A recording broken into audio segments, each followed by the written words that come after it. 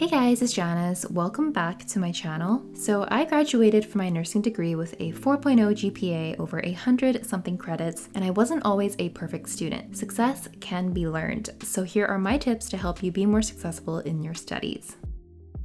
No matter what, my most important tip has always been to get organized early. Starting early means organizing the syllabus into your personal calendars and making revision schedules ahead of time so you can plan out your studying accordingly. It's so important to know what you have to do every week and to have a clear understanding about what tests and assignments are coming up within the next couple weeks. Then you can anticipate your schedule and you won't fall behind as easily. The simplest way to do this is to use some calendar apps, or you can use Notion, which I know has been a really popular option for a lot of students this year, and I will link my template in the description box.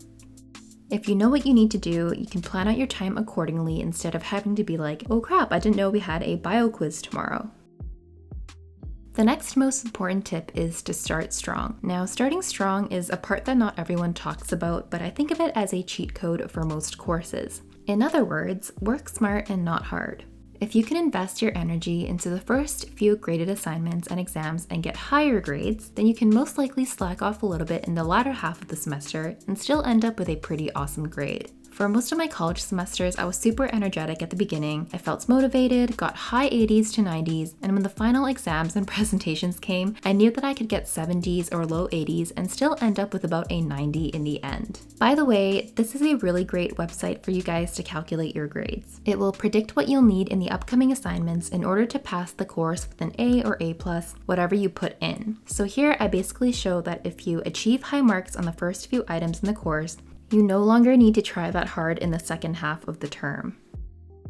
The next tip is to explore different study methods. One of the best methods that I came across as a student is active recall, which forces you to recall information over spaced intervals of time so that the information ends up being burned into your brain. Lifesaver for courses that require a lot of rote memorization like pathophysiology, pharmacology, and it'll probably work even for things like history or philosophy where you have to memorize a lot of important people and dates.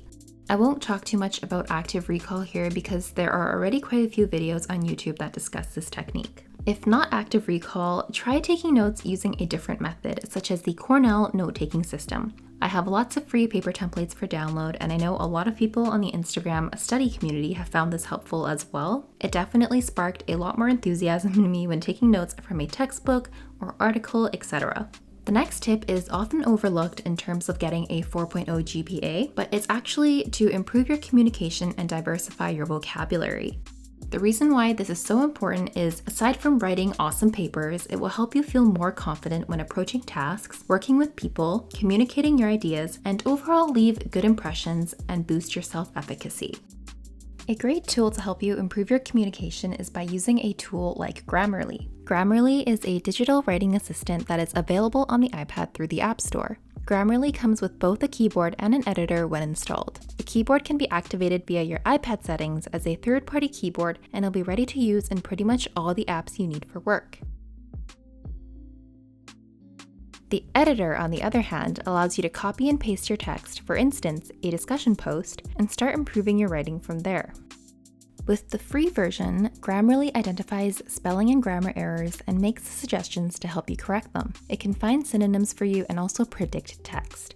With the premium version, Grammarly can also check for plagiarism, which we all know is a big no-no in school, and also make suggestions so that you can deliver your idea/message in a more engaging and effective manner. This is actually one of my favorite features because when we write emails to our professors or write discussion posts and papers, we definitely want to sound confident, smart, and informed, and of course appropriate for the occasion. This premium Grammarly feature will support you in that. You can head to grammarly.com/janicestudies to sign up for a free account and also get 20% off the premium version today. The next tip is short and simple, which is to create your own personal study space. It doesn't have to be fancy, but you just designate it as your spot to study. It could be a certain table or room in the school library or in the comfort of your own home. My next tip is to take breaks at regular intervals because you deserve it. You never want to feel like you're dedicating all your time to school because you will burn out and not want to put in the effort and time into schoolwork. In order to maintain my sanity, I always scheduled at least one day per week where I put school aside and focused on other things that I enjoy, like video gaming, reading, spending time with family. It's mostly just to get it out of your system so you can restart the next day with a clean slate. Don't overlook the importance of this. Put yourself first before school and you'll feel a lot more balanced.